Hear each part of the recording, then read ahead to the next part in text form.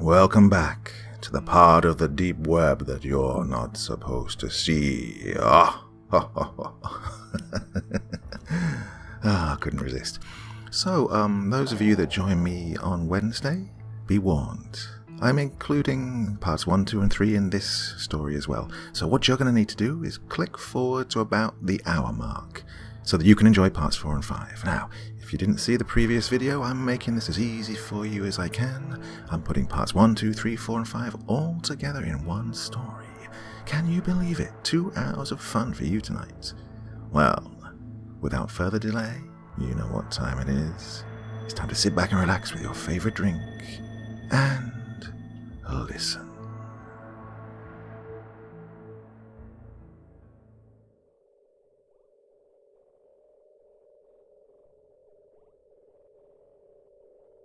I'll assume you all know about the deep web.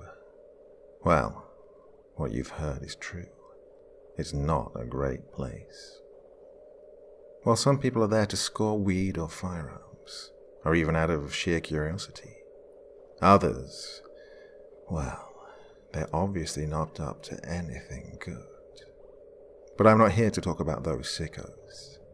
I'm here to talk about what lies beyond that point.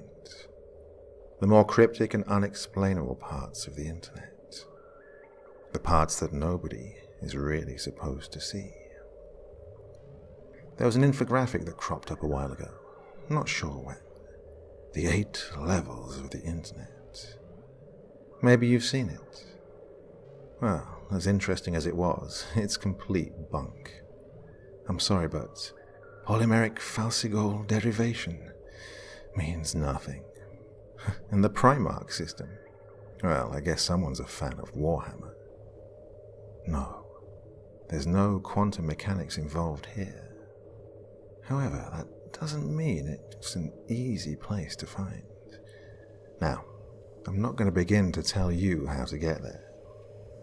It's unlikely that you'd be able to, even if I did. I'm not tooting my own horn here. I just didn't have a life outside of this. I was warned, of course. Everyone told me I wasn't going to like what I saw, that I wouldn't even understand it. And now, I'm passing off that warning to you. Don't try to look for this. There's no official name for this place, or at least I haven't seen one. There were rumors, however. These ranged from an Illuminati chat room to a virtual holding cell for an experimental AI gone rogue. In reality, it's a lot worse. After a long and painful process of breaking down firewalls, encryptions, solving bizarre philosophical riddles, and following hidden links, I was finally directed to a blank page with one line of text and a text box underneath. Quid quaeris? Latin for, what do you seek? I remember feeling surprised, but in retrospect, I didn't know what I was expecting. I'll admit I was a bit stumped here, partly because I didn't know the answer to that question. I had no objective. I just wanted to see if I could do it. I tried some generic answers at first. I typed in the truth and enlightenment. You know, Matrix shit. Nothing happened. I tried a bunch of answers, but none of them worked. I was getting frustrated at this point. Maybe this was a gag page. Maybe I hadn't really figured anything out. Oh, if only. I tried something off the wall. Not sure how this came to me or why I thought it would work. But I typed in, what also seeks me. Now that I think about it, this thing might have been an AI. To my surprise, the page went blank. Like, fully blank. I waited. After about 5 minutes, I was directed to what looked like a forum. No, not even that. It was more basic. Just a list of links over a brownish-yellow background. The links themselves were indecipherable, just seemingly random sequences of characters, symbols, and letters. A lot of them I had never seen before. It almost looked like an alien language. Obviously, just a code I didn't understand. And at this point, expectations were off the wall. Each link was a shot in the dark. I clicked on the first one. It loaded up a live feed of what seemed to be the Paris catacombs. I watched for a while, but it was ultimately uneventful. I moved on to the next link. It was a shaky video in a dark setting, but I could make out men in tactical gear. They were in a house, opening doors and sweeping each room. Eventually, they kicked one down to reveal a creature, tall and humanoid, with scaly skin. It was gnawing on a dismembered arm. They tried shooting at it, but it escaped out of the window. The video stopped there. Well, I was floored. What the hell was this?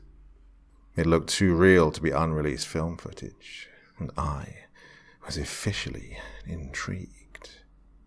Maybe this was worth the months of headaches and bloodshot eyes after all. I couldn't stop now. I started working down the list of links. With each click, everything got more and more bizarre, more disturbing.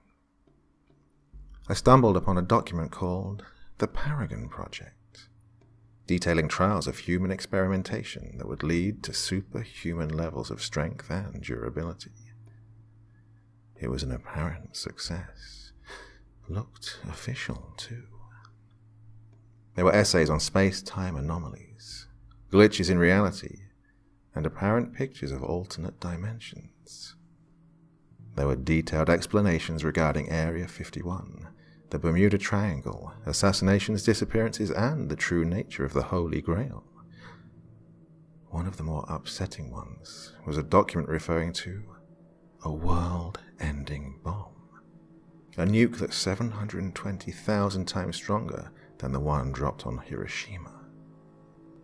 I don't know why we would need that. I found contingency plans for different kinds of apocalypses. Nuclear winter, biological weapons, viral outbreak. Some more peculiar ones were called the Marianas Trench Abnormality, the bluntly labeled Strange Man on the 15th Floor, and one simply referred to as Blackout. Recovered logs of skinwalker hunting expeditions, 911 transcripts from residents of a town in Texas that went missing in 1977, and even the journals that belonged to the people involved in the Dyatlov Pass incident. They didn't go insane because of the snow. I spent hours on there, looking through pages and pages of things I felt like I wasn't supposed to see. I came across a trailer to a silent film made back in 1910. One that apparently made people claw their eyes out after watching, that nearly derailed the whole industry. There was a live stream of a hooded man sitting in front of a camera, head crouched down. He eventually lifted his head. Even though he had no mouth, a deep, guttural "hello" came through my speakers. Somehow, I knew it came from him. I didn't stick around for that.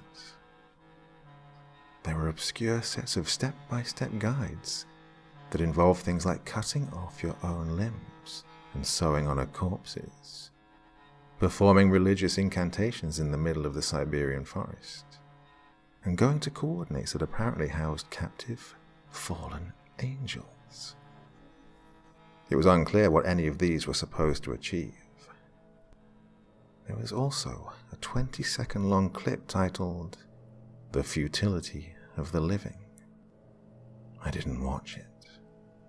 That's when I realized there was no way even the highest form of organized government had full control of this. One of the scariest things about this whole experience was that I didn't find an end to the list. no matter how far I scrolled down. I think I had a meltdown and passed out eventually, because I woke up on my floor in the middle of the night. I looked at my computer screen to see looped helicopter footage of a massive, crab-like creature tearing apart a coastal island. I clicked off of it. I just sat there for the longest time. I couldn't comprehend what I was seeing, and I don't think I really wanted to. Now, I'm not really sure why I kept going. My brain was screaming for me to take my computer out to the lawn and smash it to pieces. But I didn't. I noticed something I hadn't before. A small message at the bottom left-hand corner of the screen. I don't know if it was always there or not. It was hard to read, so I had to squint. More Latin. Translated into, "Are you satisfied?" There were two options underneath it, yes and no. Now, I knew the answer to this question. Hell no, I wasn't satisfied. I was horrified, scarred for life. I should have clicked on yes. But if I just clicked on yes, it would have taken me out of that godforsaken place, back to comfort and sanity. Even right now, I can't tell you why I clicked on no. But once I did, the page seemed to refresh. It was still the basic same setup, except there were only 4 links. This time, there were no recognizable numbers or characters. Hell, it didn't look like anything that could have come from this world. Just a collection of extremely crude symbols that didn't give off any sense of pattern or direction. I clicked on the first link. After about 20 seconds, I slammed my computer shut. I can't describe to you what I saw. All I know is that I wasn't supposed to see it. Nobody should ever see something like this. It's not only that it didn't make any sense. I can't tell you why it didn't. I couldn't begin to grasp the images I was seeing. It wasn't graphic or anything, not like that. I just couldn't recognize anything. I could make out things moving, but not in a way that any creature on Earth has ever moved before. Colors that I'd never seen before. Oh, just thinking about it gives me a splitting headache. This is my best attempt at visualizing it. We have 3 dimensions here on Earth. We can move forwards, backwards, left, right, 72.4 degrees southwest, and so on. These things, though, weren't restricted to that. I can't explain it any further. All I know is that I didn't want to watch 1 more second. I don't think I would have been able to. I left my room. For the first time in a while, I was planning to leave my house. I needed fresh air, to take a walk or something.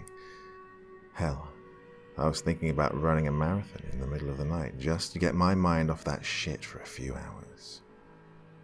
I was putting on my jacket when I heard a knock at the door. I stopped dead in my tracks.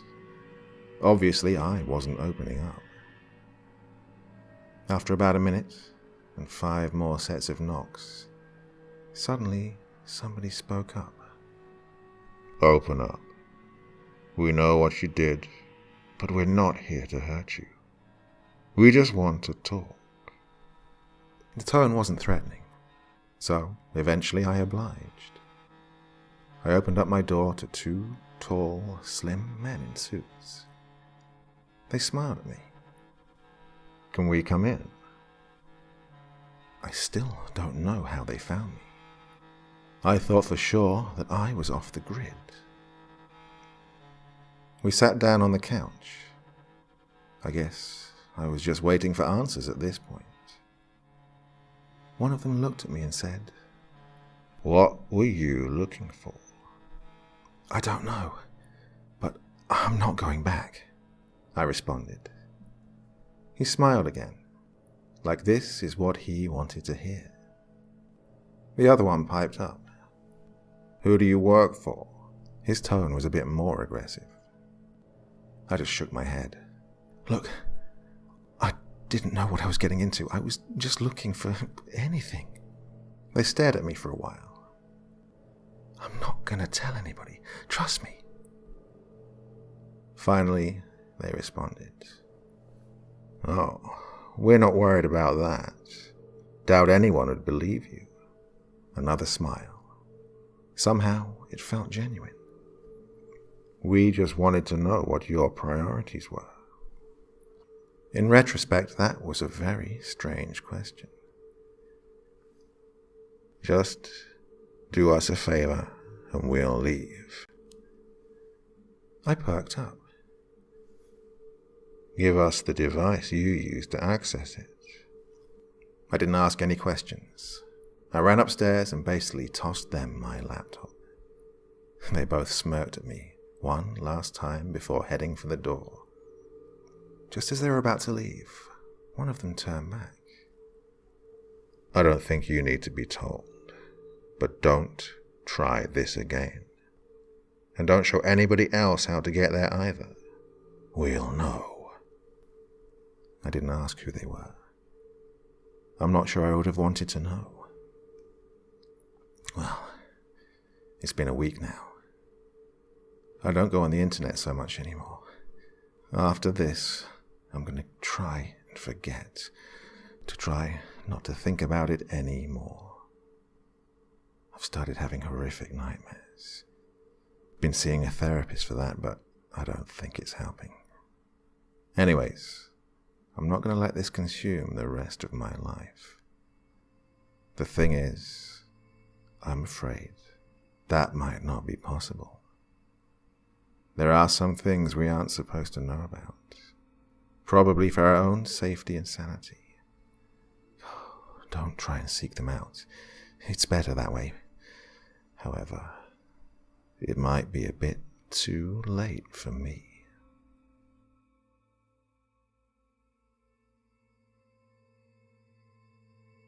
They say that curiosity killed the cat. It's funny. That almost feels like a personal attack at this point. I haven't forgotten about that night. I mean, it's not just something you can stop thinking about. What the hell was that last thing I saw? The strange thing is, it never even comes up in my nightmares. It's always the other stuff. I swear, I can see that dude with no mouth every time I close my eyes. But maybe it's not so weird. My brain couldn't comprehend it the first time, so how can my subconscious produce a recreation? Shit, I don't want to think about it anymore. But I can't stop. You see, my problems aren't just in my head anymore. I thought I was done with this shit after the men in black had paid me a visit. I thought it was over. In retrospect, that was just wishful thinking. No, it was delusional. After what I'd seen, well, I guess it doesn't work like that. I guess the world just isn't that simple. Here's what's been happening. Wednesday. It's been 3 days since I've gotten back to work. I think I'm being followed. No, I'm sure I am. The thing is, the first time I didn't really notice. Whoever the hell they are, they've been using different vehicles. Always the same routine. After work, I get into my car and start driving home. Another vehicle always tails me until I turn into my driveway. And then they just drive past. Now, if it happens once, yeah, whatever. But 3 times. Under normal circumstances, I would call it a coincidence. But for obvious reasons, I can't do that right now. I'm not really sure what the hell they want. Maybe they're trying to monitor me. God, I hope that's all they're trying to do. If that's the case, I'll just lay low and ride it out. Just give them what they want. Thursday. This time, I tried to get a glimpse of them in my rear view. The windows were tinted. Great. Again, I pulled into my driveway, and they kept going. Now, I know I said I was going to just ride it out, but this kind of shit really does take a toll on you. I don't want to deal with whatever the hell this is anymore. I swear they're following closer and closer each time. Friday. I did something different today. Took public transit instead of driving. Oh, I've never needed a drink more in my life. So I went to a bar after work. I guess this was more of an experiment, to see how closely they've been tracking me. If they're bothered by the waiting, they can go fuck themselves. Yes, I'm still living my life. Although, I couldn't keep my eyes off the windows the whole time I was in there. After getting sufficiently wasted, I flagged a cab down. And, surprise, surprise, there they were, right behind us. But here's what I didn't expect. It was the same car from yesterday. Looks like they've given up the Incognito Act. Not sure how to feel about that. Damn it. Something else has changed. They didn't just keep driving this time. After the cab dropped me off, I turned around to see that damn car parked, half a block away from my house. I just went inside. What the hell was I supposed to do? Calling the cops didn't even occur to me. But to be honest, I don't think that would have helped. It's been 3 hours now, and they're still here. I haven't been watching them the whole time, so I don't know whether or not they're actually in the car. God, not a fun thing to think about. Looks like there's no way in hell I'm sleeping tonight. It's about 2 a.m. now. I just got a text message. Private number. Here's what it said. Leave your house. Don't use the front door. They're still there. Come to the all-night diner about 5 blocks away. Don't think about driving. They'll know. Be quick. They're coming in soon. Don't get followed. Leave your lights on. I froze after reading this. They're coming in. For what? Who the hell's texting me? Now, I don't know what you would have done in this situation, but I took the warning. I was paranoid as hell at this point. Buzzed and tired, I put on a jacket and went out my back door. I also took a backpack with my other laptop in it. Not sure why, but I felt like I needed to. I waited for a second before I climbed my own fence. When I was sure nobody had noticed, I started heading towards the diner. After about 40 minutes, I finally got there. It would have been shorter, but I pretty much ducked into the bushes every time a car passed. I scanned the patrons. A table of drunk college kids, a few truckers, and a dude in a hoodie typing away on a computer in the back. He didn't look threatening. Actually, he was pretty scrawny. I made an educated guess. I walked up to his table and sat down. He looked up at me. Hi, what do you want? You texted me. There was a brief pause. I got worried for a second. Jeez, what if it's not him? But he broke the silence. Right. Did they follow you? No, I don't think so. He nodded. All right. And then he laughed. Like this was supposed to be funny. Man, you screwed up, didn't you? hard to disagree with that. What were you doing anyways? What were you trying to find? Nothing. I swear. I just did it for the hell of it, I guess. He stared at me in amused disbelief.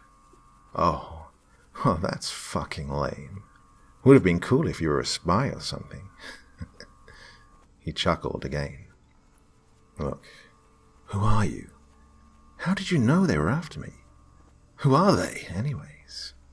I pelted him with questions. All right, settle down there. I'm not gonna tell you who they are. I don't know either. But I will tell you, they don't have good intentions. Good, fantastic, I thought. Well, how do you know about them? He paused. They came after me. One second I'm reading about demons on the moon. The next I'm getting my door kicked down. This was months ago, so I skipped town. I was confused. Wait, what do you mean? They tried to kill me, dude. I couldn't believe this. Then you were just viewing the links. That was it. You teach other people how to get there or something. He raised his eyebrow. No, why do you ask? I was floored. They didn't do that to me, I said. They just came by, took my laptop and gave me a warning. Now it was his turn to look shocked. Really? He seemed to think about something for a while. He then proceeded to ask me what they looked like. Just men in suits, I responded. What did they ask you? Was his follow-up question. Again, I just told him. But then I remembered the last thing they said to me. Oh, yeah. They also asked me what my priorities were. Weird-ass question. His face went blank for a second. Yeah, strange, ain't it? What followed was an uncomfortable silence. I finally asked him the thing that had been on my mind ever since that night. That page with just the 4 links. What the hell is that supposed to be? He raised his eyebrow and told me he didn't know what I was talking about. This is where things got strange. After I told him a rough explanation of what I'd seen, his expression changed completely. I could make out a sudden flare in his demeanor. What did you type in the prompt? He asked me. What also seeks me? I answered. I was thoroughly confused at this point. Isn't that what you did as well? He just shook his head. No. He then shut his laptop and stood up. Well, where the hell are you going? I inquired. We've been here too long. Look, I know you have questions, but I can't answer them for you. Go to a motel tonight or something. And just like that, he was gone. What was I going to do? Stop him? I still have no idea who the hell this guy is. The only thing I got out of him was his name, Jackson, and even that's probably fake. Tired as hell and still a little bit drunk, I left the diner and tried to stay hidden as I looked for a nearby motel. Obviously, this wasn't fun. Now, here I am, sitting in some sketchy motel at 4:30 a.m. I can barely keep my eyes open, but I also can't help but look over my shoulder every second I'm awake. This is the pinnacle of shitty situations. I guess I'll try and get some sleep. Nothing else I can do. I'll figure it out in the morning. Saturday. Well, I guess it's been Saturday for a while, actually. It's 8 a.m. now. Barely got any sleep. I have this creeping, ominous feeling in my gut that something just isn't right. I turned on the TV. Anything to clear my mind for a bit. What I saw next did the exact opposite of that. It was a news report. A man strangled to death in a KFC bathroom. But the person who'd been murdered was one of the guys that came to my house and took my computer that night. No suspects. I just stared at the screen for the longest time. What the hell was going on? My phone suddenly buzzed. A different message from a private number. This is what it said. Go to the swimming pool on 5th Street. In the men's locker room, go to locker 128. The combination is 12, 27, 33. Further instructions are in there. Do so before this text gets intercepted. Don't bring your phone. Of course, how stupid was I? My phone was still on me. Surely whoever was after me would have been able to track me. This had never even crossed my mind. Out of curiosity, I peeked outside my window. Sure enough, the car that's been following me was now parked right there. Luckily for me, I caught my first glimpse of the driver and the passenger getting out. They were both wearing gloves, and one was holding a briefcase. They're walking towards the entrance now. After I've mailed this to myself and a friend, I'm going to need to think quick. I've already dropped my phone in the toilet, and I'm going to need to get rid of this laptop next. But people need to know what has happened. If you hear from me again, it looks like I found a way out of this. What a goddamn shit show this has been.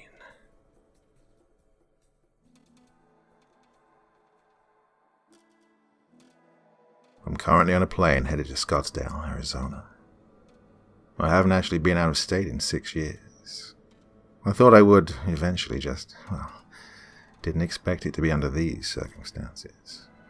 Anyways, let me back up a bit first. This is what happened. Right after I disposed of the laptop, I heard my lock being tampered with. Somebody was trying to pick it. Now, I've never been great under pressure, so you could imagine how I was feeling. But the human mind is an interesting thing. When you think you're at the end of the line, your will to live really ramps up. The balcony, I thought. Only way out of this. Without hesitation, I ran out and climbed over it. Fortunately, I was on the 2nd floor, so I didn't break my legs. Now came a decision. Run or hide. Neither seemed too promising. Shit, I thought. I was panicking. That's when I spotted Salvation. A cab parked on the other side of the lot. I bolted for it. I tapped on the window, startling the driver. "Mr. Horvat?" he asked. Well, no, it wasn't, but I nodded anyways. "You said 8:40, didn't you?" He looked at me in confusion. "Finished early. Let's go." There was anxiousness in my voice, but I tried to hide it. Last thing I needed was for this guy to think I was a lunatic and drive off. I got in, told him the address, and we got out of there. As we left the lot, I looked back. The 2 men I saw coming out of the car were now on the balcony where I had just been. I could tell that there was a dead stare directed right at me behind their sunglasses. Despite all this, relief washed over me. It was short-lived, though. I relayed the message I got in my head. Do so before this text gets intercepted. That meant I was still on the clock. If they didn't know where I was headed yet, they soon would. We finally got to the place about 15 minutes later. As soon as I got in, I rushed into the locker room. it was mostly empty. I kept repeating the combination in my head. This was the only thing I had. I didn't really care about getting answers before, but it seemed like I had no choice now. I finally found the locker. Don't know why this guy chose such a massive place. 12 left, 27 right, 33 left. I swung it open. Sitting there was an older BlackBerry model and an envelope. I opened it up to find a plane ticket, $2,000 in cash, and a sticky note. In horrific penmanship, the words, "Check phone. Password, snake tracks," were scrawled across it. I obliged and booted up the ancient device. I remember being slightly amused. I'd always begged my parents for one of these when I was a kid. This was a far cry from then. I took a quick look through the phone. It was mostly blank. No apps downloaded, no pictures, nothing. There was only one contact, bluntly named, "Call me." So I did. After just one ring, a voice answered. There was a sense of tentativeness in his tone. Somehow, it sounded familiar. "Who is this?" Well, how the hell was I supposed to answer this? Should I say my name? "I got your message," I finally responded. There was a brief pause. His response caught me off guard. "What's your religious affiliation?" His tone had gotten a lot more aggressive. Why the hell was he asking me this? I thought. I didn't have enough energy to question him, though. Raised Protestant, but now agnostic, I guess, was my answer. He seemed to breathe a quick sigh of relief. Then he cut the line. Well, shit. Is this guy nuts or something? My thoughts were interrupted as I got a message. He'd sent me an address and a room number. "Meet me" was the only other thing he'd typed. I looked at it for a second before coming to my senses. Jeez, I'm an idiot. I should have just taken the stuff and bolted. I heard the door to the locker room swing open. Then footsteps coming towards where I was. Sprinting, actually. I flipped shit. I shoved the stuff into my pockets and started looking for a way out. Again, there was really only one option here. I started making a break for the pool entrance. As I ran, fucking gunshots started ringing out behind me. I could tell they were using silencers, but boy, that doesn't do a whole lot when you're only 40 feet away. I suddenly felt a sharp pain in my side. I saw a bullet penetrate a locker right up ahead. God, that didn't miss by much. I ran faster than I thought I was ever able of doing. I almost slipped into the damn pool as I stumbled out. The lifeguard shouted at me as I burst out the emergency exit. I couldn't stop there. I hurried along, making turns every minute, looking over my shoulder the whole time. It's a good thing I was downtown. I blended into the sea of people easily. At one point I saw a pair of policemen. I considered telling them. I really did. But what's that going to do? They'll search for those two guys, turn up with nothing, monitor my house for a couple of days, and then call everything off. It wasn't going to solve anything. I finally ducked into a hair salon. I couldn't run anymore. The barber just looked at me like I was insane. Screw it, I thought. Might as well make myself less recognizable while I'm here. I got him to shave it all off. I spent the rest of the day making various purchases. A used laptop, new set of clothes, some bandages, and a pair of shades. Well, at least something good came out of this. The flight was supposed to be in a couple of hours at this point. I called a cab and made my way there. And that's where I am now. I've got a long trip ahead of me still. Let's see what happens next. As I made my way out to the airport, I recoiled at the heat.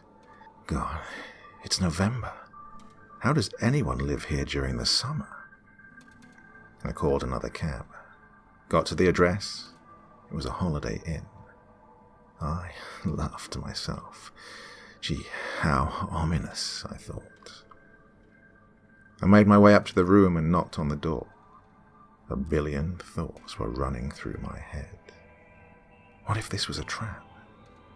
I actually thought about just running away for a second, but I realized that wouldn't accomplish shit. After about a minute, the door opened. A wave of surprise washed over me. But, well, in retrospect, this is exactly who I should have been expecting.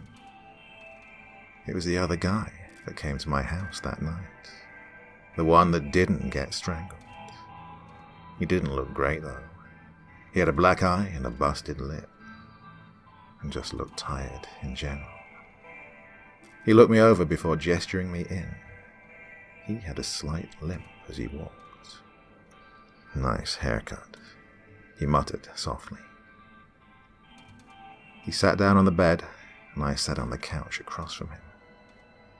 There was a long silence. The whole time he just stared at the ground. To be honest, I didn't know what to say, so I said nothing. He finally spoke up. Might as well let you know what's going on. He then proceeded to let it all out. About 4 years ago, there was an incident in the Paris catacombs.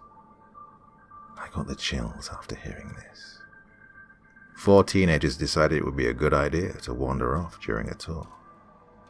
I guess they got lost or something, because they weren't there at the end. The police pretty much swept everywhere. No sign of them. Eventually, the government decided to set up infrared cameras all around the place, just to see what would turn up. One day, one of the cameras picked up movement. Nobody anticipated what they were going to see next. It was hell manifested. An abomination of writhing limbs, somehow stuck together, squirming across the screen. There were 4 human heads stuck to the top of this thing. You can guess who they were. I was beyond speechless. I thought about that video of the catacombs. Glad I didn't stick around for the grand reveal. He continued. They decided to send elite forces down there to exterminate it. Apparently it took out 12 men before they could put it down. Now, the question was, what were they going to do with the video? They couldn't just get rid of it, but they didn't want anyone to see it either. And this was around the time the whole Snowden thing was going on, so they didn't feel comfortable just using government servers. So, this is where that website you saw comes into play. They got the most seasoned technical experts they had to bury it somewhere deep in the internet. And I'm talking about as deep as they could go. Nobody was supposed to know about it. Nobody was supposed to find it. And nobody was even supposed to know what to look for. I racked my brain over this. Sure, I knew my way around. But there was no way in hell that I was on par with government experts. So, how did I find it? He continued. It worked well for a while. They made a pact with governments worldwide. Anything they deemed unfit for public knowledge went on that site. There were even precautions. For every real thing on there, they posted 4 fake ones, for the select few that actually managed to find it. Wait, what? I couldn't believe this. He just chuckled. Yeah, most of that stuff you saw was bullshit. Most. The videos are harder to fake. I didn't know how to feel about this. I was slightly relieved, I guess. Well, just slightly. He kept on. The logic behind this was that once people found these things, they'd look further into them. However, since they were fabricated, nothing would come up and the page would be disregarded. Just a gag site. At least, that was the idea. I knew where he was getting at. What about the people that started looking into the real things? He sighed. Look, nobody would have given a shit if they'd started spouting it off to their friends or on the internet. People would think they're crazy. It's those damn people that have to just go and find proof. The ones that plan to publicize it.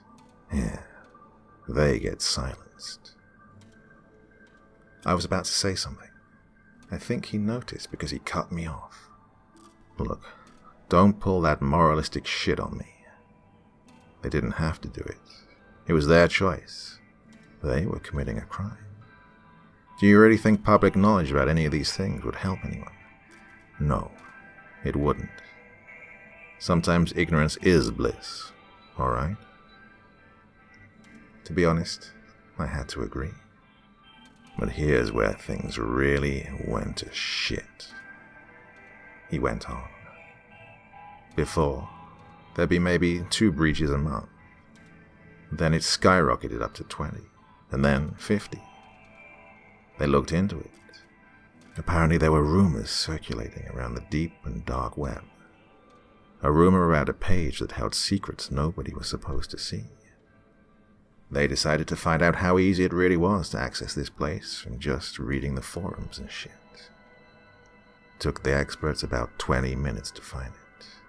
Just by solving weird fucking riddles and then following these concealed links that would spawn from them. And then there was the final prompt. What do you seek? You've seen it, no? I nodded. Apparently, there's a lot of different answers that could work. Anyways, it didn't make any sense. Everybody that was supposed to know about this was grilled. Somebody had to be doing this, right? Nobody fessed up. Honestly, everybody seemed genuine when they said they didn't do it. They knew the consequences. After a brutally in-depth investigation, nothing was resolved. And then it hit them. Back in 2010, they'd also finalized an experimental AI. I'll spare you the details, but it went off the rails. Nobody could control it. As soon as they thought they could corner it into a virtual trap, it just disappeared. It didn't come up again. Well, until now. He paused after that, like he was waiting for me to connect the dots. So, you think that this AI surfaced and is now directing people there? I asked. He said that he didn't think that was the case. No, he knows it is. It's the only feasible explanation, he stated. But why? I don't know, he responded. I was starting to get a hunch now about why this was happening to me. These people, they aren't after me because I saw those links, are they? He just nodded. It's what I saw after. And you think this AI has something to do with it? Another nod. Well, what did I see? He took a second before speaking. I couldn't tell you. There's some things that even I don't know about. All I can tell you is that there are some groups, some people out there, beyond any government, that are after this kind of stuff. This forbidden knowledge. And somehow they know that you've seen it. And they want to know what you know. And they came after you as well? I asked. Yeah. They know we talked to you. A wave of guilt came over me. Gee, did I get that guy killed? However, that guilt quickly turned into frustration. Well, what the hell am I supposed to know? I don't know what the hell it was I saw. A dry chuckle came out of him. Well, they don't care, do they? They'll jump at anything. And who do you work for? The government? I finally asked. The question had been on my mind since I got here. Well, sort of, was all he responded with. He got up, taking out a pair of car keys. We gotta figure this out. We've gotta go. Go where? I asked. Vegas. In any other situation, I would have been ecstatic. We went outside and he led me to an older, beat-up sedan. Inconspicuous, he said with a smile. I could tell he was just trying to lighten the mood. The drive was long and arduous. We barely spoke. My brain was fried at this point, so I didn't bother asking more questions. I did remember one peculiar conversation we had, though. Listen, if anything happens to me, there should be a file on the BlackBerry named Contingency. Everything you need to know will be there. I remember feeling flustered. What? What could happen to you? I responded. I don't know. Just in case, I guess. Don't lose that phone. In reality, I knew there were a lot of things that could happen. I just didn't want to admit it.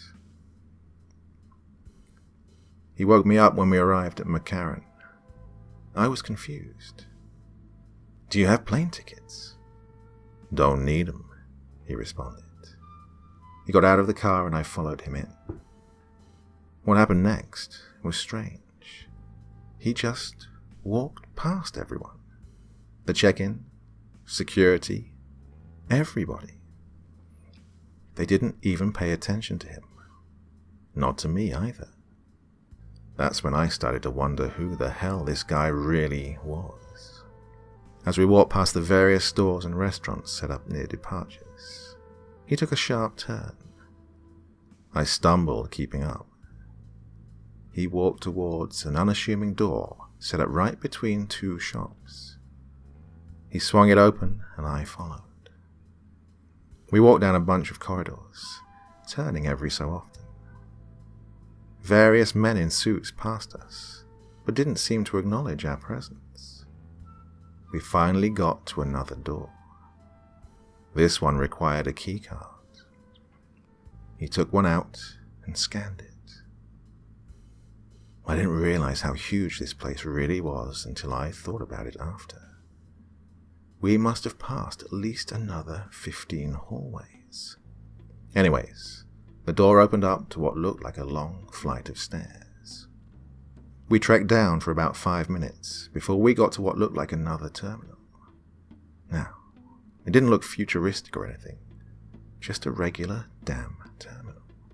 Surely there's no planes taking off from here, I asked. He said I was right. That's when I noticed the train tracks. Now, we wait. And he sat down on a bench. Hey, well, great. I'd given up trying to piece this together in my head, so I didn't even bother asking what this place was. Let's just see what happens, I thought. But as I'd soon find out, things are not that simple these days. I spotted a washroom sign towards the back, and I headed for it. As I was washing my hands after finishing up, I noticed what seemed to be like a card stuck into the side of the mirror. I plucked it out and looked at it. It was a standard business card size, just plain white with black text. But here's what it said. From far and wide, we search for meaning. As seconds pass, since the time of weaning. Our destiny is sealed. We'll face the wraith. We don't need hope. We have our faith. We will not stop until we are dust. All for God, in whom we trust. Creepy, I thought. And then I turned it over. In big, bold letters was FOTLG. No idea what that's supposed to be. However, in that moment I felt that something wasn't quite right. It's that creeping sensation you get when something just feels off. I needed to tell him, whoever the hell he is, about this. I opened the door, and he was gone. I searched around the terminal for a bit, but he was nowhere to be found. Hell, there was nobody else here at all. The place started rumbling slightly. The train was coming. Well, I sure as hell wasn't getting on it by myself. I looked around a bit more before I heard footsteps coming down the stairs. Great, I thought. He's back. Then I realized it wasn't just one pair of steps. There were multiple. Instead of seeing a familiar face, I was greeted with 4 of what I assumed to be men. I couldn't tell because their faces were covered with a burlap sack that had eye holes carved out, kind of like the one Scarecrow wears in Batman Begins. The only difference was a symbol that seemed to be spray-painted on where the forehead should be. It was simple, a vertical semicircle with angular arrows going through it. As I recall, the rest of their getup was normal, just plain street clothes. I was frozen. And then I realized that one of them had liquid dripping off his glove. Dark liquid. The next few moments were a blur. I remember the train pulling up and those guys starting to run towards me.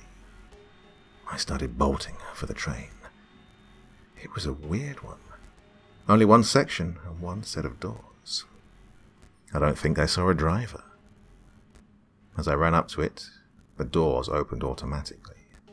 I remember frantically looking for a shut button, but there wasn't one. I just stared in horror as those freaks got closer and closer. As they got within about 10 meters, I closed my eyes and just prayed for the best. I opened them when I heard kicking and banging at the door. It wasn't opening for them. I watched their crazed eyes follow me as the train started moving. I was safe, but only for now. I turned on the phone again and took a thorough look through it. Sure enough, the text file he mentioned was there. Guess I'll read it soon, after I'm done with this. Now, I don't know where I'm going, and I don't know what's waiting for me there. My head's pounding. All I know is that I should just have stayed on Google.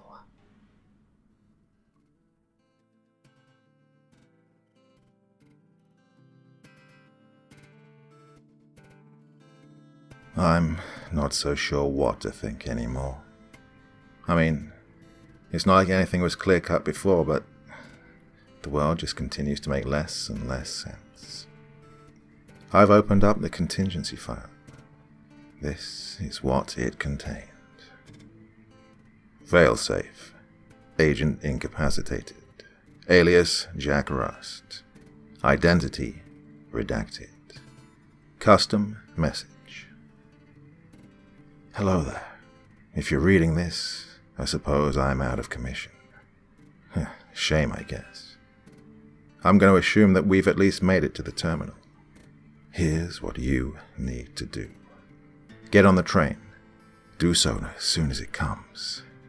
There's only a 10-second window where it'll open for anybody. Now, it's going to be the 5th. Count them. The 5th stop you'll need to get off at. There won't be any announcements, no indications, nothing. Do not fall asleep. Just pay attention. This train goes fast, but it'll still take a while. so be patient. While you're in there, do not look out of the windows. There's nothing to look at anyways. You'll be in a tunnel. Nevertheless, it's better that you refrain from doing so. You see, we've been having problems recently. Sometimes, something stares back at you, and you can't really look away. Now, what I'm going to mention next isn't likely. I'd say it's a 1 in 1,000 chance. But you don't have the means to deal with it, so you'll need a heads up.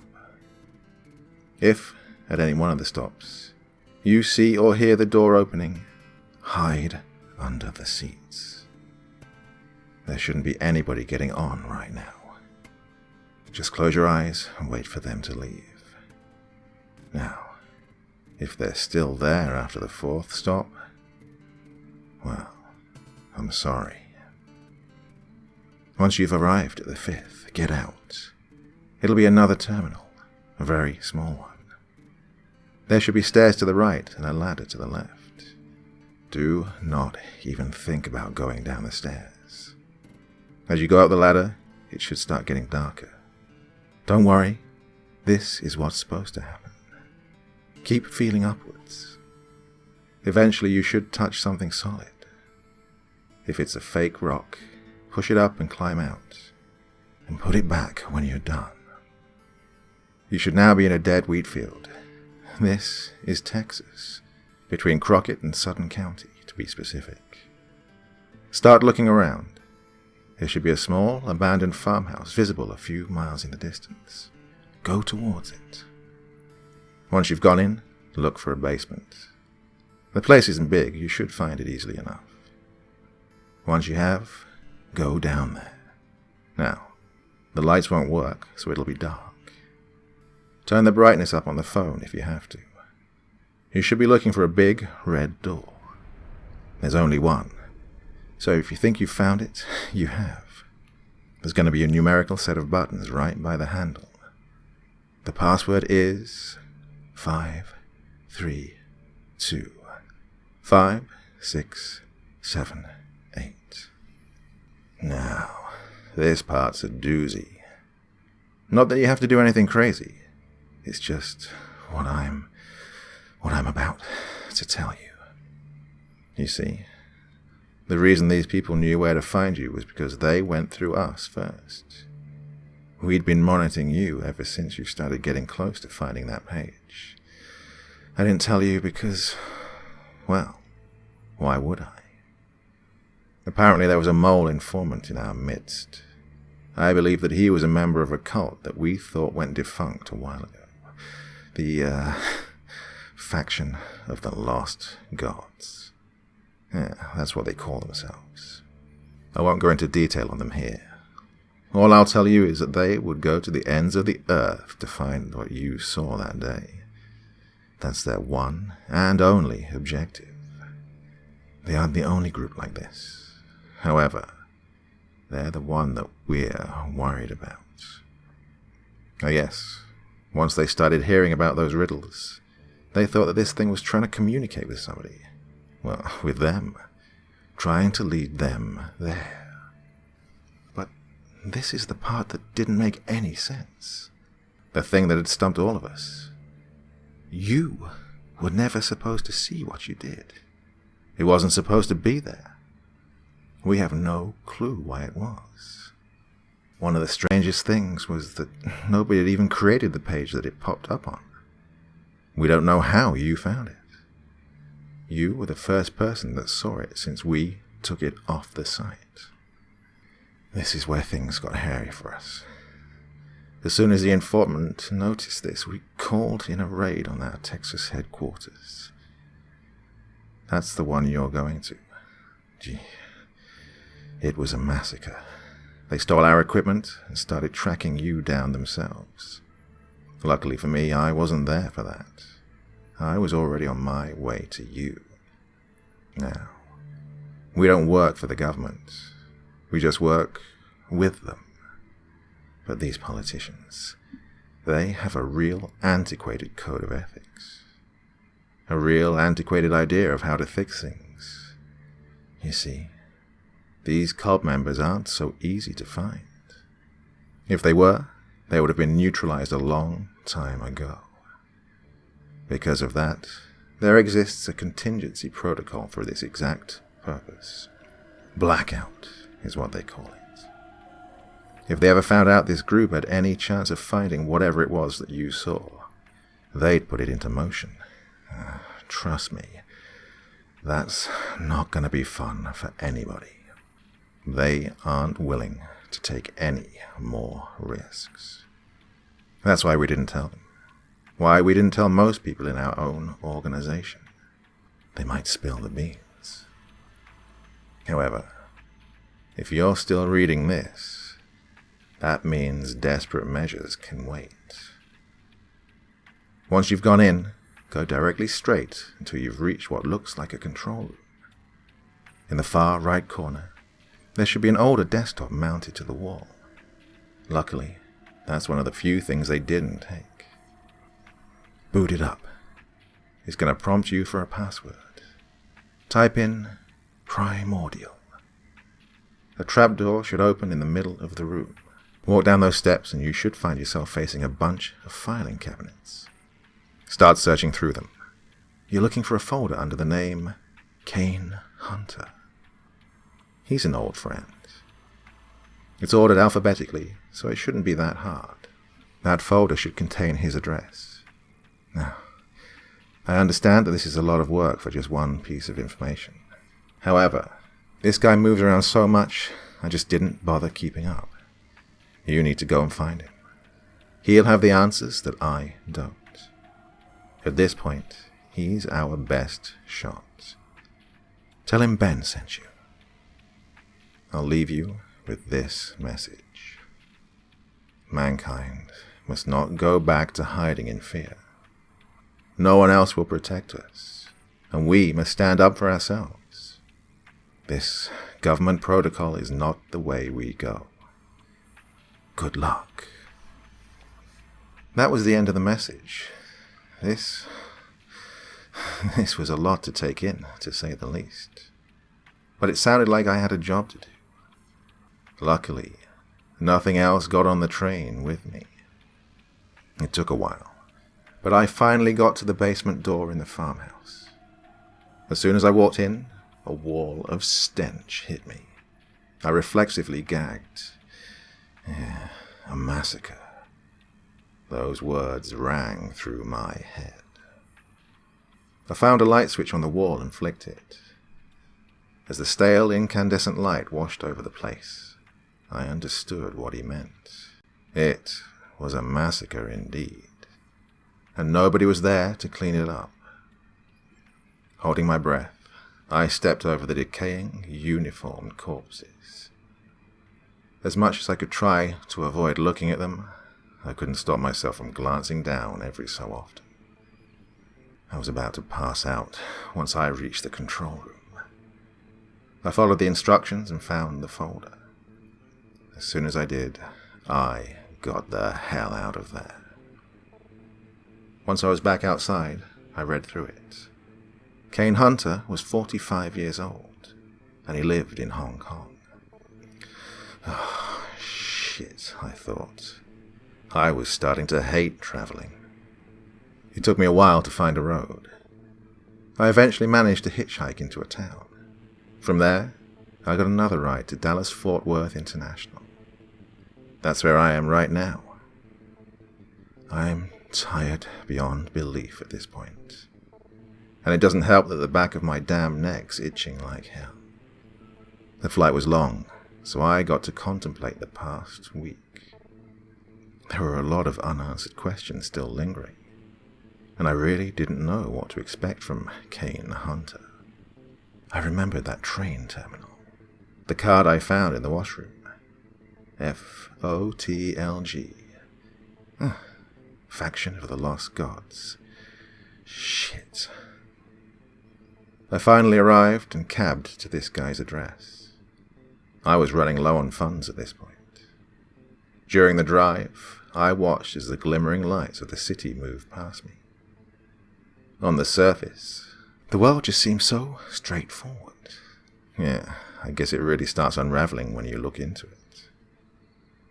I got dropped off at an unassuming apartment complex.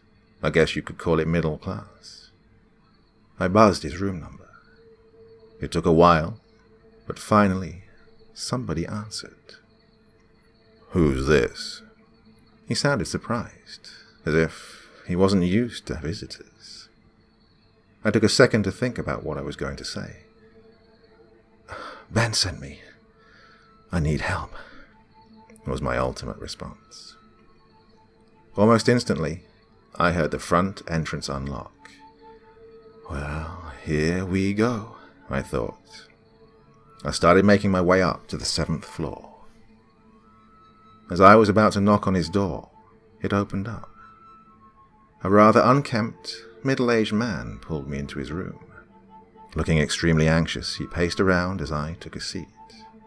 He finally stopped, turning to me. "What do you mean you need help?" His otherwise deep voice croaked as he said this. I knew that I was about to tell him something he didn't want to hear. "I saw that thing, and now there's people after me." His facial expression contorted as he heard this. "Who's after you? Do you know?" His speech was quick and discombobulated. "The faction of the lost gods. I think that's what they're called," was my response. Now his face went completely pale. "They're back?" I flinched as he cursed loudly right after. He sat down, burying his face into his hands. He looked back up at me. "What happened to Ben?" My silence was enough of an answer. He just nodded. Gee, he was a good guy." I just nodded back in response. I heard him mumble something under his breath, but I couldn't make it out. Now it was time for me to ask the big question. The question that nobody seemed to have the answer to. What was it that I saw? He just stared at me for a few seconds, and then he finally spoke up. "I used to work on a space station named Kronos 1. Heard of it?" No, I hadn't, and that's what I told him. "Well, that's because you're not supposed to." Now, I really had no idea where this was going. He went on to tell me about how the Kronos 1 used to orbit space 1,500 kilometers away from the ISS. It was meant to be used for navigation and communication, he said. That's what they told us anyways. They were doing other stuff up for sure. Why else would they not tell the public it existed? Anyways, it didn't last long. One day, we get a message from NASA. There was a signal of sorts, coming from somewhere deep in space. Well, more like some kind of anomaly. Something that didn't make sense. They didn't elaborate on what that was supposed to mean. Anyways, they estimated that it came from beyond the Kuiper Belt. All of this was strange, of course, so they decided to check it out. He paused, letting off a quick sigh as he did so. They sent an interstellar probe towards this signal. It was estimated to reach there in about 9 years. And it just so happens that about 9 years later, I'm back up in space after taking a hiatus on Earth. While there, we get another message. The probe had reached where the signal had approximately been emanating from. They were going to transmit a feed for us to watch. I raised my eyebrow. He just chuckled at my confusion.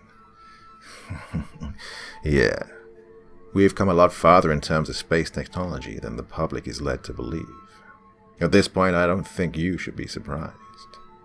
Anyways, everybody's crowded around the monitors, waiting to see what the hell the probe kicked up. Keep in mind that there were only 10 people in the room at the time. It was too tight to fit more, so we were going to be the first ones aboard who would see it. The transmission eventually blinked onto the screen. He stopped, rubbing his temple as he did so. It almost seemed like it hurt him to think about it. Everything went by quick. It only took a few seconds for the screaming to start. People were banging their damn heads on the floors and walls. Yeah, it was chaos. Everybody lost their minds after seeing what was on that monitor. The only reason I survived was because I didn't actually get a glimpse of it. I was still in the bathroom when the transmission came through. I got out as soon as I heard the commotion. I still passed out, though. Guess I'm not so good with blood. All I remember before hitting the floor was seeing a lone person still glued to the screen. He was the only one watching at this point. When I woke up, they started asking me questions, but I had no answers for them. I didn't see it. Wait, so what was the cause of death for them? I asked. Suicide. Mostly blunt force, he responded. Everybody in that room found a way to kill themselves. Jeez, what the hell, I thought. Was this really what I'd seen as well? So, what happened to the other guy? The guy you said was still watching. He passed out as well, but only for a minute. Other than that, he said he felt fine. Never even really brought it up. When they'd ask him what he'd seen, he'd just shrug and say that he didn't know what they were talking about. I knew him, actually. His name was Blake. He'd always been a strange guy. There was another pause. I kept trying to work out this in my head. Kane kept going. But that wasn't the end of his story. I perked up. He got fired soon after. He seemed to just stop caring about anything that was going on around him. He'd make these, strange, dark outbursts every so often. It would scare the hell out of everybody he worked with. He was going insane. After his last day, he went off the grid. His family, the few friends he had, none of them knew where he went or where he was going. There were no traces of him anywhere. But, unbeknownst to everyone, he was going around the country, recruiting people into some cult that he created. You can guess what it was called. It didn't take me long to put it together. The faction of the Lost Gods. That's right, he continued. He'd even written and released a manifesto explaining why this was necessary. He'd go on about how there was something inherently wrong with the inner workings of our external world, and that we weren't even supposed to exist. Apparently our system was corrupted, whatever the hell that's supposed to mean. He was batshit. Or maybe it's what he'd seen that had made him that way. He went on to explain how Blake had been looking for something the whole time he'd been recruiting members. He'd been looking for the probe footage. You see, that probe is still there, transmitting whatever the hell that thing is to a feed that only the government had access to. I'll assume you've seen the site where all the sensitive knowledge goes. I nodded. Wouldn't be here if I didn't. Well, at first, that's where they stuffed it. According to them, a few hackers banging their heads on keyboards every now and then wasn't that big of a deal. But after what happened on Kronos, almost nobody dared to look at it. The few who tried, well, you know the story. But here's when things got incomprehensibly fucked. What I'm about to tell you, almost nobody knows about it. That includes 99% of government agents. He took out a cigarette carton and lit one up. He took a long, heavy drag before continuing. After about 6 months, I went back to the Kronos. They offered me a severance package just retire and keep my mouth shut, but I decided against it. I was too cocky. I tried to pretend like what I saw didn't affect me. That shit was a mistake. He ashed his cigarette and lit another one. Well, it was a routine workday. We were finishing up some maintenance when we heard a deep humming sound coming from somewhere outside the station. It wasn't like anything we'd ever heard before. Even now, I can't replicate what it sounded like in my head. It was just, well, strange. A bunch of people started staring out of the windows just to see what was happening. I didn't join in. After that probe footage, my curious side pretty much disappeared. However, what happened next made me question what kind of universe we really live in. I was eating lunch in the mess hall when I heard commotion coming from the hallways. I would have checked it out, but that's when the screaming started. It wasn't normal. Honestly, it didn't sound like anything that a human being should have been able to produce. I remember looking at everyone inside the room. They weren't moving. They were all on the same page. A couple of guys actually barricaded the entrance with chairs. However, we couldn't keep our eyes off of it. There was some kind of light bleeding in from the cracks under and above the door. But something was wrong about it. The light wasn't any color we'd ever seen before. The familiarity of these descriptions got my mind racing. This was it, wasn't it? This is what I had seen. He continued. I remember getting lightheaded just from looking at it for a few seconds. The next hours were excruciating. The screams didn't stop. Our collective sanity was being pushed to the brink. We all just sat, fingers in our ears and our eyes closed, waiting for the end of this shit. Eventually, the door opened up and we were escorted out. I remember looking around to see the white walls of the station, now stained with red. 90% of the crew died that day.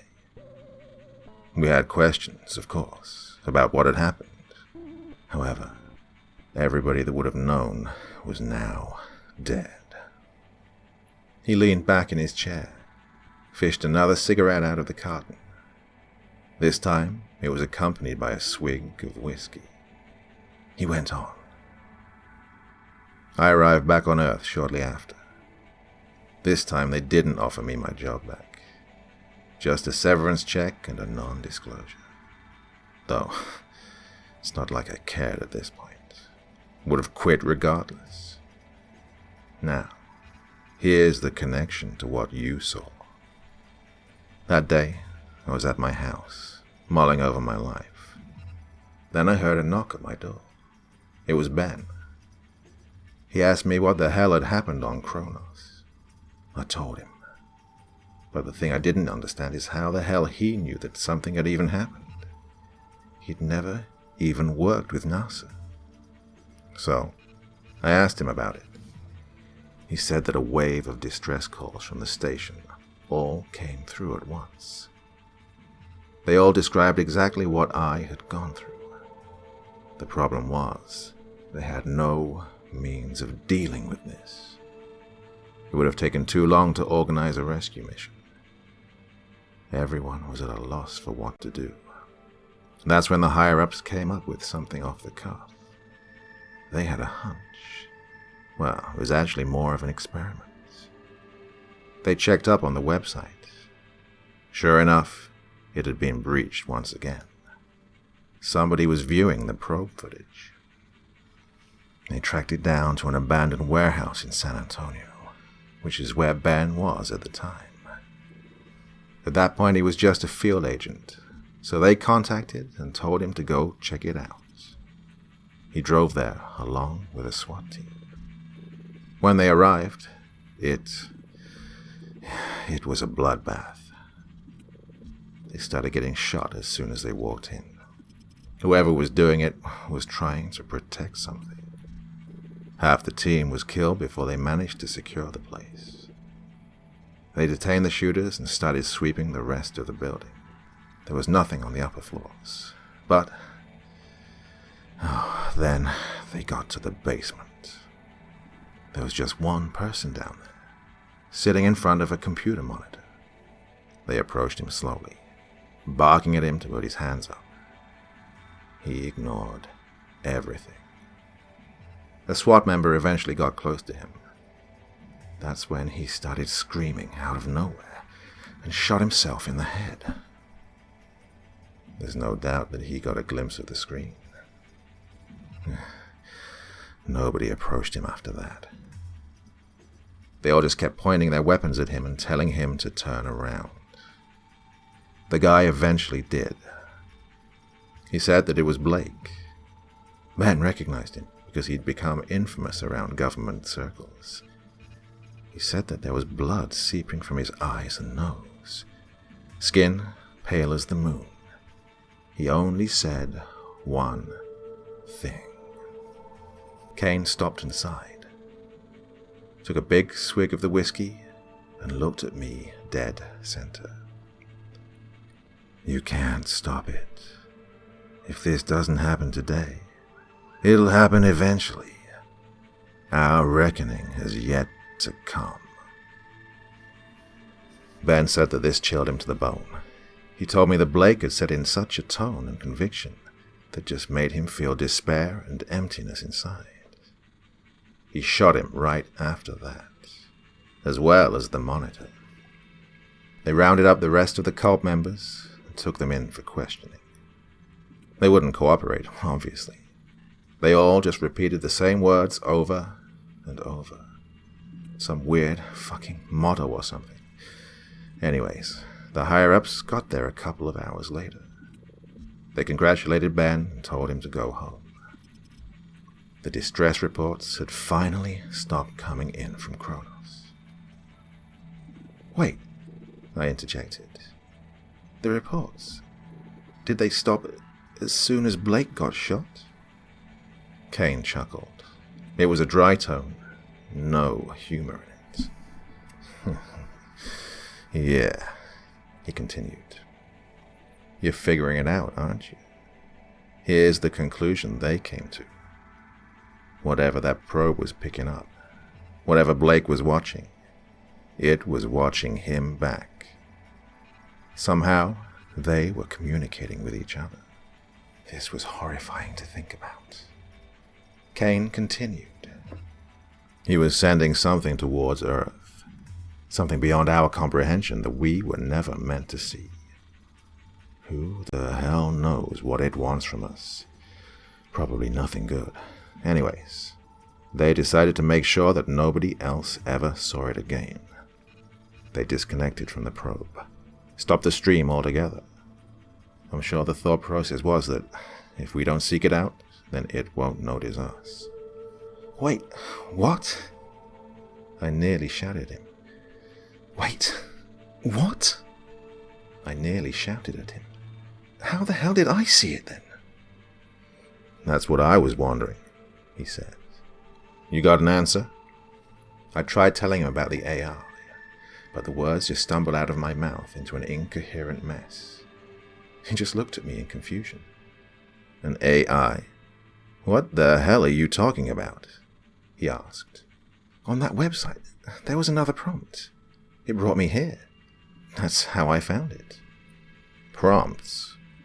What are you talking about? Oh, screw it, I thought.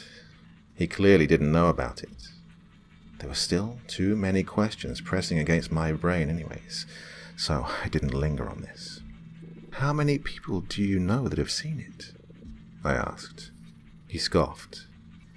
Well, the ones that are still alive. That'd be you. This sent chills down my spine. He went on.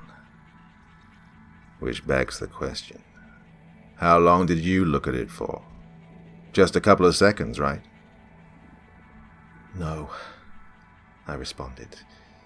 Nearly half a minute. After I said this, his face went blank.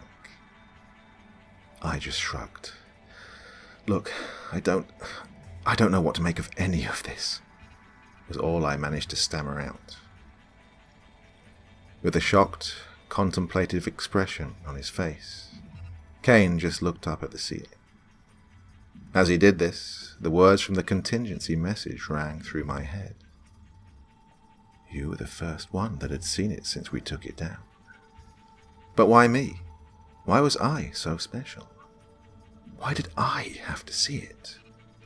Kane started speaking again. Computers may know more about humanity than we ever will. I just stared at him in confusion.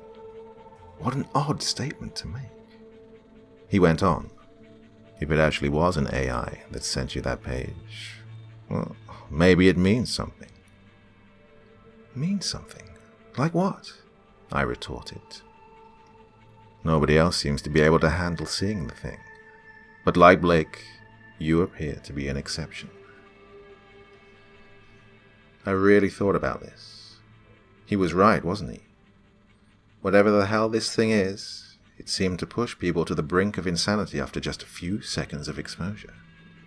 I mean, I sure as hell didn't know what I saw.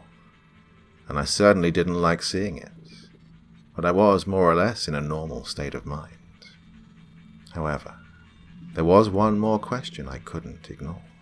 Those members of the cult that were detained. They weren't the only ones, were they? There were other members. Kane nodded. They tried to tell themselves that they were it, that this was done. That's what everybody wanted to believe. Underestimating Blake's influence was the biggest mistake they could have made. At this point, I didn't want to think about it anymore. I needed to take a break from this discussion. I asked him if there was somewhere I could rest. He told me there was a spare mattress in the closet. I need to sleep. But not before I finish getting this out. A million thoughts are still running through my head as I write this. Ben said that this guy was our best shot, but nothing's been resolved. Hell, what was he supposed to do? Maybe this blackout contingency was necessary. If everything I've heard is true, it might be the only option. God, this itch on the back of my neck is killing me. Anyways, it looks like I'm going to have to make a decision soon. Update. Kane and I just heard somebody trying to open the door. He took a look through the peephole and told me there were people with weird masks standing outside. Oh, this is not good.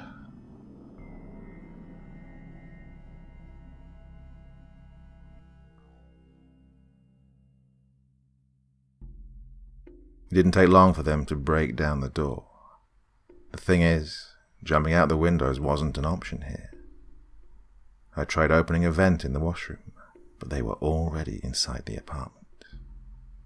I remember seeing Kane fish a pistol out of a kitchen cabinet before getting bodied by some behemoth of a man. This all happened in what felt like seconds.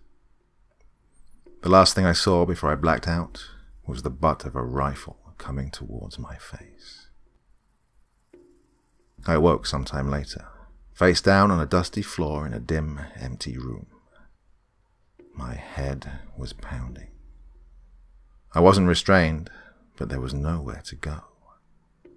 One door leading out, and it was dead bolted. I turned my head to see Kane pacing on the other side. Look, I didn't lead them here. I tried to reason with him. He looked pissed. Oh, I don't doubt that, he responded. Not on purpose, at least. They know that I can't help them. Would have tried a while ago. He followed up with a sigh. This is fucked. I turned away from him and started feeling around the walls. I was under the delusion that there would be some secret way out. Well, A delusion it was. After my futile attempt at escape, I just sat down in a corner. There was no good ending to this, I thought. Kane seemed to read my mind, because he chimed in. You know, you can't tell them how to get there. He looked at me again. This time his demeanor was dead serious. You can't let that thing loose over here. That's not an option. Initially I was annoyed. He was asking me to take what was surely torture, and then death. But then, I thought about it. This was bigger than me. Yeah, there was no way out of it. The door suddenly swung open. About 5 people stepped in, all sporting those damn bags over their heads. 2 had shotguns. "Ah, you're awake. Good," said the one at the front. I instantly recognized that voice. Was it really? He slipped it off, revealing a big, shit-eating grin. It was Jackson. It didn't have to be like this, you know. You could have just told me how to get there. I thought back to the conversation we'd had in the diner. I'd clearly told him what I'd entered at the prompt. Did that not work for him? But I put that thought to the back of my head. At that moment, I was nothing but angry. Like it would have mattered. You psycho fucks would have ruined the world regardless. He just sighed. Ruin? Look, I don't expect you to understand. Only to cooperate. But this world, it isn't right. It was a mistake. So you just follow the orders of some crazy dead guy, huh? Kane laughed. It sounds like you guys are the mistakes. One of the men walked up and whipped the shotgun barrel across his face. There was a terrible cracking sound as he fell to the floor. He started coughing up blood. Why don't you guys just kill me? I can't help you. Wouldn't even if I could, he muttered as he sat against the wall. Jackson chuckled. No, this is something we all need to see. The more people who stand witness, the better. It's the greatest salvation anybody could ask for. He was just bloviating nonsense at this point. I didn't feel like arguing, though. There was no changing his mind. I did have questions, though. How'd you find me? It doesn't make any sense. He walked over to me and reached behind my ear. I felt a sharp pain at the back of my neck as he pulled out what looked like a tiny computer chip. Oh, so that's what that was. I just let out an exasperated sigh. Funny enough, this wasn't our doing, he said as he flicked it away. What the hell are you talking about? I spat at him, but then I thought about it. When those guys were shooting at me in the locker room, I swear I felt something hit my neck. But in the moment, well, you just don't care. Jackson smiled as he saw the horror on my face. We can thank those guys for that. It's just a shame they won't be here to see it. Everybody always resists. Only the lucky ones truly get it. I recalled Ben's message. A lot of groups are after this, but we're only afraid of one. Who were they? I asked him. Don't know, he replied. It never mattered anyways. I was reliving the whole journey in my head at this point, thinking about where I messed up. How'd you get to the terminal? You needed a keycard. Jackson pulled one out of his pocket. Oh, yeah, I forgot. They killed everybody who had one. I was beyond frustrated at this point. Not even just at him, at this whole damn situation. This thing that you want to send over here. Do you even know what it is?" He paused for a second. A look of pure contemplation was plastered across his face. "I'll tell you what Blake told me. It is not for us to know. We don't belong here, and every second we remain, the universe deteriorates. We need to correct this." It's funny. These guys actually thought they were after something good. "Blind faith, huh?" I retorted. "You guys are pathetic." Jackson scrunched his nose at this. His expression contorted into one of pure rage. "That's enough." He gestured to the two men standing beside him. They started dragging me out of the room. As we left, I could hear Kane screaming at me, screaming that I couldn't give in. I tried wrestling the shotgun away, but it was a pathetic attempt. There was nothing I could do. They tossed me into another room. This time, it was larger. I guess the rest of the cult was also in there, because about 15 people stood, lining the perimeter of the room, all with those bags over their heads. There was a computer set up in the middle, wires running everywhere. They forced me into a chair in front of it and strapped my legs down. "Go ahead," Jackson's voice echoed from behind me. "Everybody's waiting." I refused at first. I really did.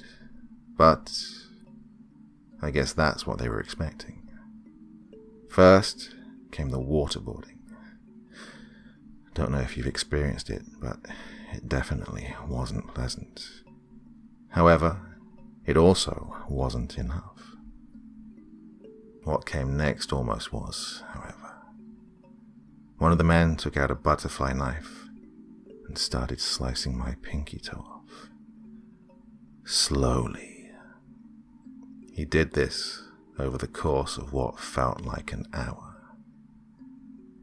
Then came the salt. It was pain that transcended anything I'd ever felt before. He finally finished up by cauterizing it. "You have 9 more, Jackson's voice oozed from behind me. "You can end this any time. You can die the way you're supposed to."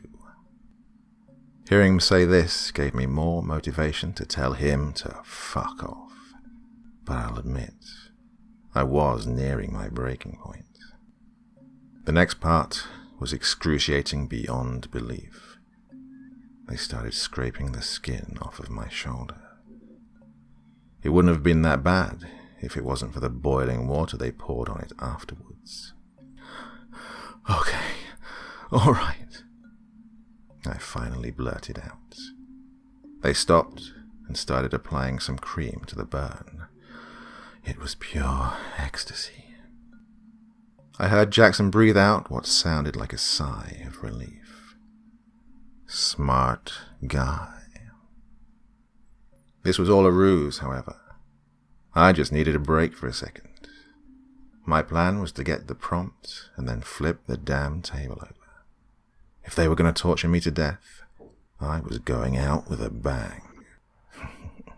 The human spirit is hard to break. A billion thoughts ran through my head as I went through the whole fucking process again. Memories of family and friends. Better times. I solved those riddles and encryptions until that damn question popped up again. Quid quaeris? I was about to enact my spree of destruction when I noticed something. Something small in the corner of the monitor. It was hard to read, so I had to squint. It was text. Just 2 words. In English this time. Don't worry. I just stared at it for a second. What the hell was that supposed to mean? That's when I came to the realization. I recalled what Ben had told Kane. It was only Blake sitting at that computer in the basement. He was the only one watching. Everybody who saw this thing went insane and killed themselves. Somehow, the AI also knew this. I smiled to myself. I felt somebody poke at my back. Don't tell me you've changed your mind. We can change it back. Jackson's voice rung out. Don't worry, I responded. I answered the prompt question. What also seeks me?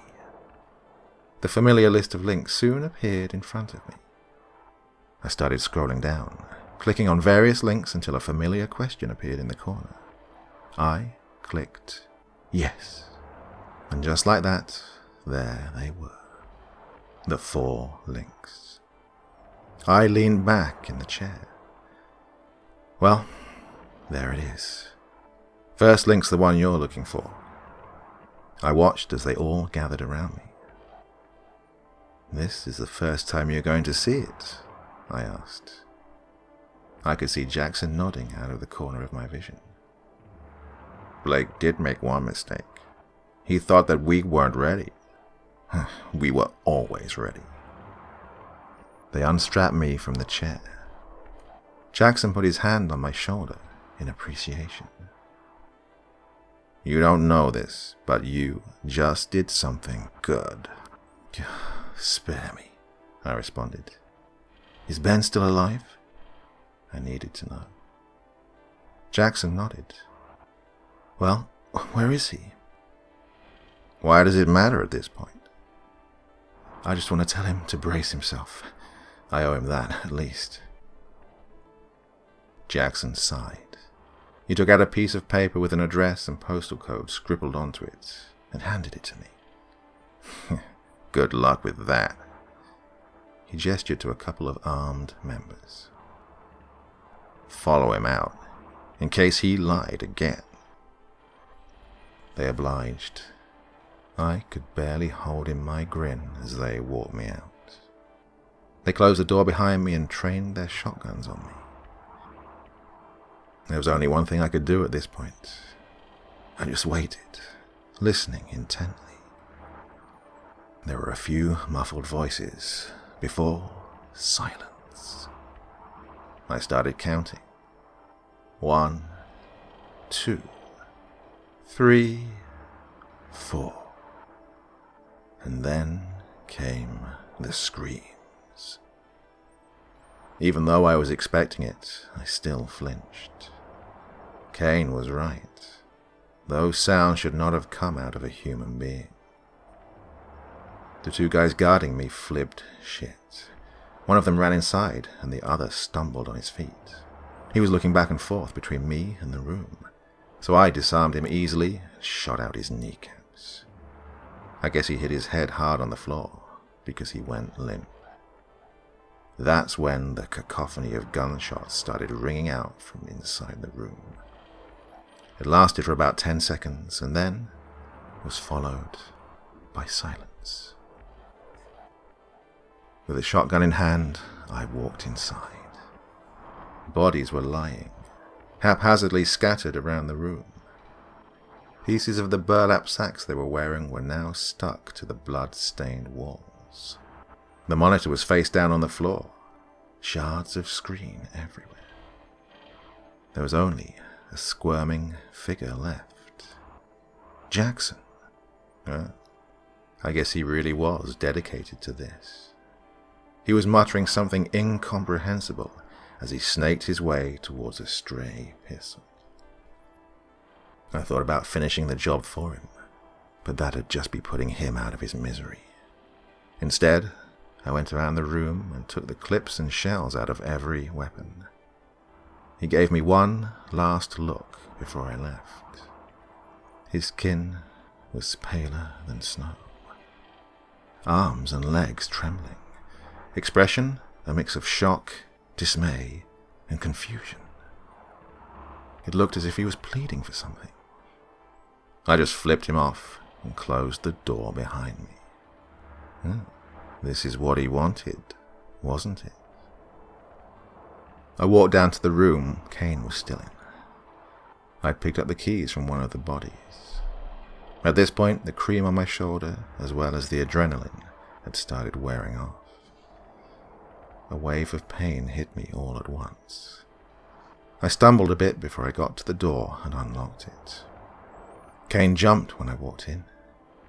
He seemed relieved at first, but then horrified. Did you...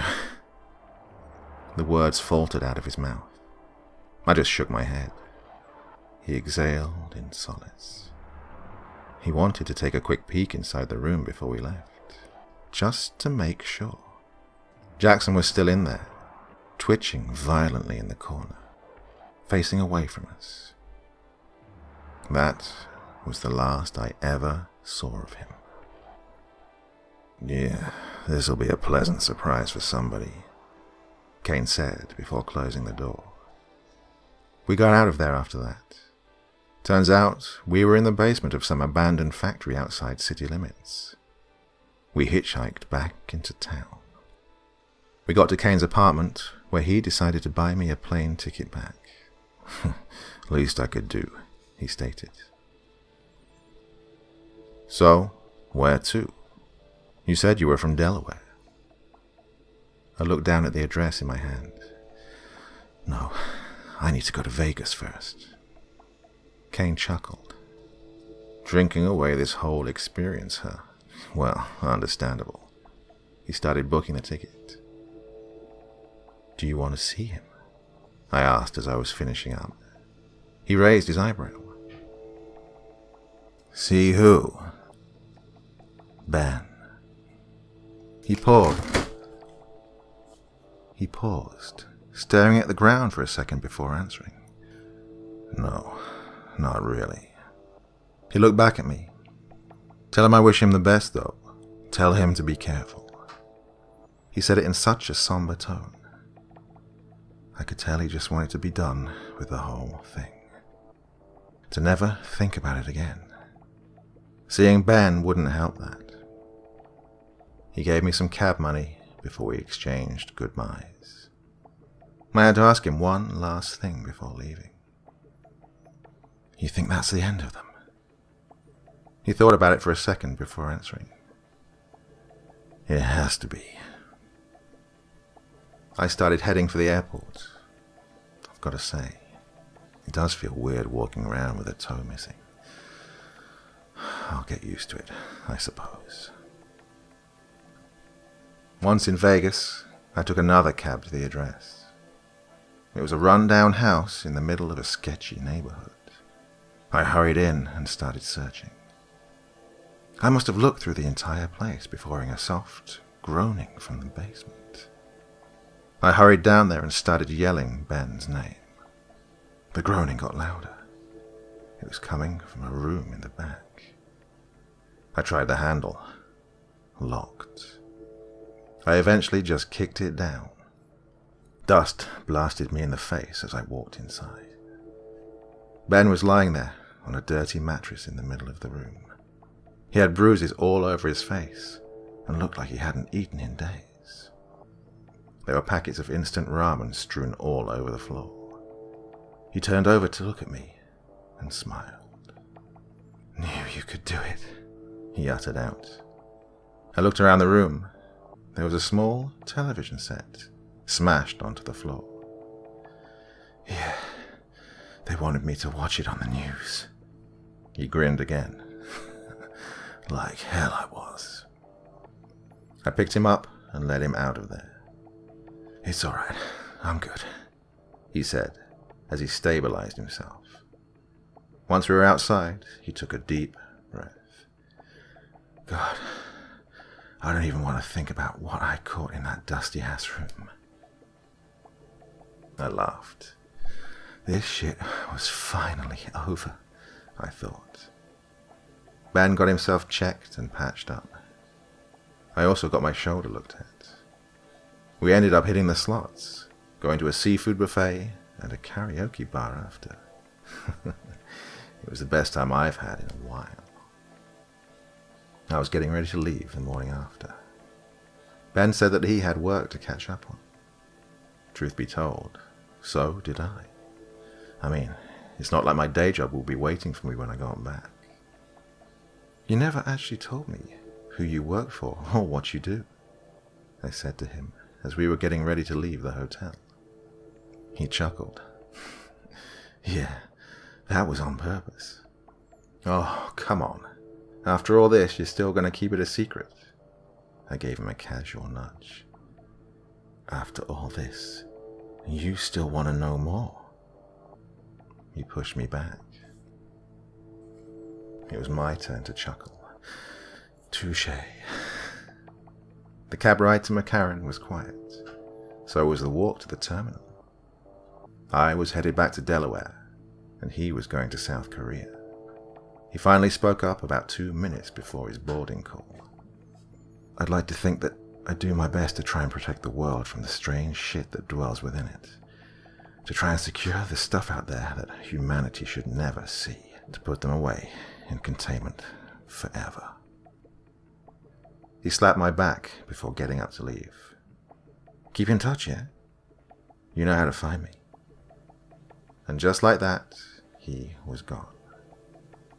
I waited about 30 more minutes before my flight was ready to go. I slept like a baby the whole time I was in the air. When I actually got to my house, there was police tape surrounding it. I knocked on my neighbor's door to ask what had happened. I mean, I already knew. But I had to feign some kind of ignorance. She seemed surprised when she opened the door for me. Apparently, she'd seen 2 men entering my house and called the cops that night I'd went to the diner. Everybody's been looking for you. Where the hell did you go? Sightseeing, I answered. Did they catch them? No, she responded. But they found these weird-ass cards all around your house. It said like Filtlog. It said like Feetlog on the back or something. Who the hell were those nutcases? I chuckled to myself and thanked her. After explaining the situation to the cops and giving a statement, I was finally back to square one. Normalcy. I found a new job soon after and settled back into a routine. It was all over. But even though I try not to think about it anymore, it seems like a daunting task. Sometimes I lie in bed, just staring at the ceiling and trying to picture what I'd seen in my head. I still had too many questions. There were 3 other links, weren't there? What the hell were those? I tried to tell myself that I didn't care, but that was a lie. I think about what Kane said to me on a daily basis. You and Blake are the exceptions. Maybe it means something. Maybe it did mean something. I feel that sight calling to me constantly. I know it sounds strange, but I can sense it. Those links are just waiting to be seen by somebody. By me. The AI still tries to communicate as well. I've been getting small messages on the corner of my screen, even when I browse the surface web now. Are you satisfied? Is what they say. Good question. Was I?